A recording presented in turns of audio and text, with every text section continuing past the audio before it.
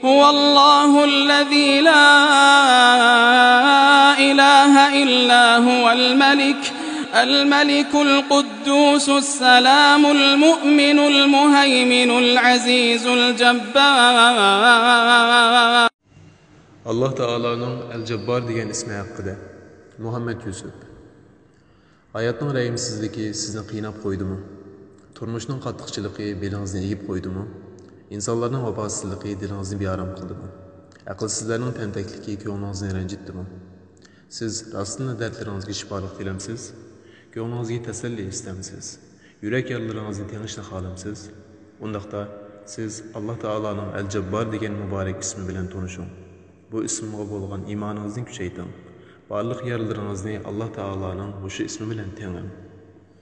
Chunki Allah Teala'ning El-Cebbar degan muborak ismining ma'nolaridan biri bandalarning yurak yaralarini tang'uvchi, har xil og'riqlarga shifolik berguchi va dillarga tasalli berguchi deganlikdir. Arab tilida teng'iqni jabira, tang'uvchini jabir deydi. Jabbar degan so'z Jabir degan so'zning mubolag'a shakli bo'lib, hamisha tanıdığan degan ma'noni bildirdi. Allah Teala'ning El-Cebbar degan muborak ismi Qur'on Karimda tövandagidek 3 xil ma'noda kelgan. Birinchi, rahim shafqat qilish va ko'yinish ma'nosida kelgan bo'lib, Allah Teala'ning ojizlarni yuraydiganligini, ranjiganlarning yurak yaralarini o'zining rahim shafqati bilan tanıdığanligi va kasallariga ham barliq dardlarga shifolik beradiganligini ifodalaydi. Allah Teala mushu muborak ismi bilan hojatmanlarning hojatini ravo qilib, kasallarga shifolik berdi. Qiyinchilikda qolganlarga o'ng'aylik yaratib berdi. Şuna biz namazlarımızdaki 2 secde arlıqda Allahümme gfirli varhamni vecburni varfa'ni vehdini varzuqni. Yani ey Allah, günahimni mağfiret kılgın, bana rahim kılgın, yaralarımni tangın, mertebemni yuqori kılgın, meni to'g'ri yo'lga başlagın ve bana rızık bergin deb dua qilishga buyurilgan. İkinci, kuch-quvvat ma'nosida kelgan bo'lib, Allah Teala'ning zo'rliq kuchiga tayinib insonlarni azgan va ularga mushtumzorlik qilgan zolimlarni yer bilan yakson qilib jazolaydiganligini ifodalaydi. Uchinchi, ustunlik ma'nosida kelgan bo'lib, Allah Teala'ning jami' xalqidan ustun ekanligini, shundaqla rahim shafqati va yordami bilan ularga yaqin ekanligini ifodalaydi. Allah Teala bandalarning jismoniy va ma'naviy jarohatlarini tang'uvchi, shifolik berguchi va ko'ngillarga tasalli berguchi zotdir. Yiqilib ketish, teyilib ketish degandek kelishmasliklar ig'ir bo'lganda insonlarning suaklarini sundurdi, ammo ahonat, dil azar, shafqatsizlik, xiyonat qatorliq qilmishlar bo'lsa, insonning yuragini ezib, dillarini sundurdi. Yuraklari ezilgan, dillari sungan kishilarning dardini, yana shularga o'xshash yuraklari ezilgan, dillari sunganlar biladi. Allah Teala bandalarning mana shundaq har turli sunuqlarini o'zining El-Cebbar, ya'ni tang'uvchi, asirg'uvchi degan muborak ism bilan davolaydi. Hayotning rahimsizligi, dunyoning halakchiligi va turmushning qiyinchiligi birini egib qo'ygan. Ko'nglini parishon qilgan nurg'un kishilarning birini Allah Teala o'z shafqati bilan ruslaydi. Ularning ko'ngillariga tasalli beradi. Allah Teala yo'qsullarga yordam qiladi. Yetimlarning beshini silaydi va kasallarga shifolik beradi. Payg'ambar alayhissalom bizga 2 sajda orasida va barliq duolarimizda Allohumma gfirli varhamni vejburni varfa'ni vahdini varzuqni, ya'ni ey Allah, gunohimni mag'firat qilgin, menga rahim qilgin, yaralarimni tang'in, martabamni yuqori qilgin, meni to'g'ri yo'lga boshlagin va menga rizq bergin deb duo qilishni o'rgatgan. Yaralarimni tang'in degan duo kundalik turmushimizda nurg'unlagan ko'ngilsizliklar va kutilmagan kelishmasliklarga uchrab turganligimizni, yana kelib bularning hammasida Allah Teala'ning shafqatiga muhtoj ekanligimizni ifodalaydi. Biror dardmanni ko'rsangiz, uning dardiga darmon bo'ling. Biror muhtojni ko'rsangiz, uning hojatini ravo qiling. Yig'laganni ko'rsangiz, uning yeshini surting. Och qolganni ko'rsangiz, uni cho'qim to'yg'izing. G'amkinni ko'rsangiz, uning diliga umid shamini yoqing. Bu orqali Allah Teala'ning sizning qo'lingiz bilan bandalarning yurak yaralarini tengishga musharraf bo'ling. Allah Teala'ning sizni bu sharaflik ham katta ishlarga ishlatganligidan xushal bo'ling. Bu siz uchun nima degan katta sharaf ha? Payg'ambar alayhissalom bir Yahudi bolaning kesirini yo'qlab, uni olamcha xushal qilib o'tdi. Aniqki, bu xushallik butun oilaga yetdi. Hazreti Ebu Bekir radiyallahu anhu bir əma ayalının öyünü süpürüp beriş ve tamıqını pişirip beriş arqılıq o ayalının dilini yayırtıb ötüdü. Abdullah ibn Mübarek vafat bolğandan keyin nurg'unlagan yo'qsul oilalar o'zlariga yillardan beri yoshuruncha yemek ichmak yetkazib berib kelayotgan kishining dal shu kishi ekanligini bilib hasrat chekidi va uning haqqiga ko'p duo qilishdi. O'ziga yillardan beri dushmanlik qilib kelayotgan bir kishi vafot bo'lgandan keyin Alloma ibn Taymiya uning oilasiga berib, oila tavobatlarga tasalli berish orqali ularning so'lg'in dillarini yashartirdi.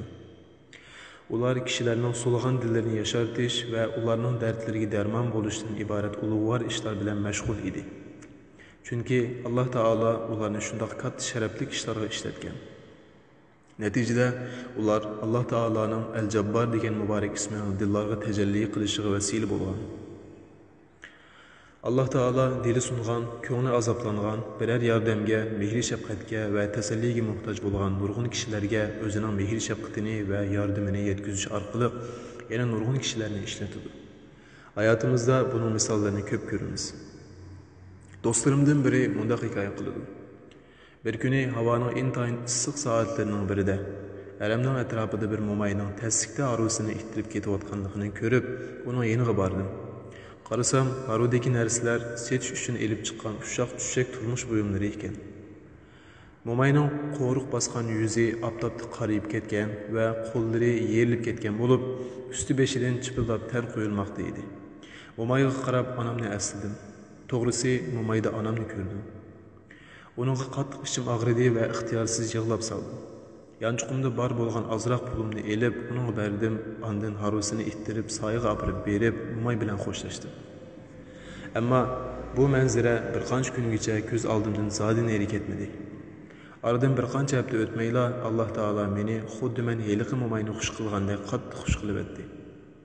Ya'ni mening uzundan beri hal qilolmagan ishim hal bo'ldi va bank hisobimga ko'p miqdorda pul kirdi. Makkadagi Ummul Qura universitetida o'qiyotgan bir o'quvchi 5-yilni o'tgan bir qissani mundaq bayon qildi. Bir kuni oxirgi imtihonga ulgurish uchun aldirab universitetga ketayotdim. Yo'lda bir kishi mashinamni to'sdi va saqchi idorasini so'radi. Men aldirash bo'lsam-mu, uni mashinamga elib oldim. Yo'lda u o'zining ahvolini bir qur bayon qilib berdi. O kishi aslida umriga kelgan bo'lib, 3 kun burun qo'l so'mkasini yuttirib qo'yibdi. O pasporti, puli va hamma narsasidan ayrilib qolgan ekan. U menga 3 kundan beri ko'chada yotganligini va kishilar nima bersa shuni yeb, qo'rsiqini to'yg'izib kelayotganligini aytdi. Orqadan qattiq yig'lab ketdi. Bu ahvolni ko'rib mening ko'nglim buzildi. Shunga uningga "Tag'a, o'zingizni xor qilib yurmang. Faqat Allohga sajda qilib dardingizni ayting. Allah sizga cho'qim chiqish yo'li beradi" deb tasalli berdim. Yanchiqimni aqtursam, aran 83 riyal pulim bor ekan. Hammani uningga berib etdim. 2 haftadan keyin imtihon natijalari chiqdi. Men cho'qim o'tolmayman deb o'ylagan va eng qo'rqqan pandan 83 numar olganligimni bildim. Gerçi bu ahvoldan biroz hayron qolgan bo'lsam-mu, ammo Alloh taoloning bu iltifotidan olam suyundim. Dunyoda hech qanday ish tasodifiy bo'lib qolmaydi. Hamma ish Alloh taoloning hikmatlik o'rinlashtirishi bilan bo'ladi. 83 riyallik yordamning eng qiyin pandan 83 numar elishga sabab bo'lganligi tasodifiylik emas, balki Alloh taoloning yaxshilikqa qaytarishi. Atrofimizda nurg'un ishlar bo'lib turadi. Biz qanchalik inkor qilsakmi, hatto ko'rmasga selib olsakmi, ammo bu ishlarning har biri Alloh taoloning hikmatini, irodasini namoyon qilib turadi va hech qanday bir ishning tasodifiy bo'lib qolmaydiganligini ta'kidlab turadi. Bu qissada Alloh taolo mazkur o'quvchining ko'ngli yaralangan shu kishining yarasini davolashga ishlatgan. Ondan uningga tegishli mukofotini bergan. Qisqasi, siz kishilarning hojatini ravo qilsangiz, Alloh taolo cho'qim sizning hojatingizni ravo qiladi. Siz boshqalarning ko'ngliga xushallik elib kelsangiz, Alloh taolo cho'qim sizning ko'nglingizga xushallik ato qiladi. Kishilarning eng cho'ng hojatini ravo qilsangiz, Alloh taolo sizning eng cho'ng va eng qiyin hojatingizni ravo qilib beradi. Al-jazaa'ul ihsani illa al-ihsan. Yaxshilikning mukofoti faqat yaxshilikdir. Alloh taolo biror bandasining dardlariga davo, ranjiga shifo bo'lishni xolasa, xolig'ini qiladi. Badili qanchalik bo'lib ketsin, qilich parvo qilmaydi. İnsaniyetning iftixorli ulgisi Hazreti Muhammed aleyhisselam Taif şehrinden mübarek putlarının kan akkan halda g'amkin qaytib kelgan vaqtida Alloh taolo unga Jibrilni avatib, agar xohlasang sana tosh etib aziyat bergan toifliklarning ustiga Yaxshibayn tig'ini bostirman degan. Alloh taolo biror bandasi uchun dunyoni va uningdagi hamma narsani alo qilib o'tar edi. O'z vaqtida Nuh alayhissalomning qavmi uni masxir qilib, ko'ngliga azor berganda, Nuh alayhissalom Alloh taologa iltijo qilib, "Anni mag'lubun fantasir." Ben rastlarına ularga tankilenmedim. Bana yardım kılgan deb qavmiga qarshi yardım tilagan. Şunun bilan Alloh taolo tufon balasini avatib, yer yuzini suvga qarq qilgan. Ya'ni Nuh alayhissalom uchun dunyoni qarq qilib o'tgan. Acaba Alloh taolodan boshqa biri shunday qila olamdi?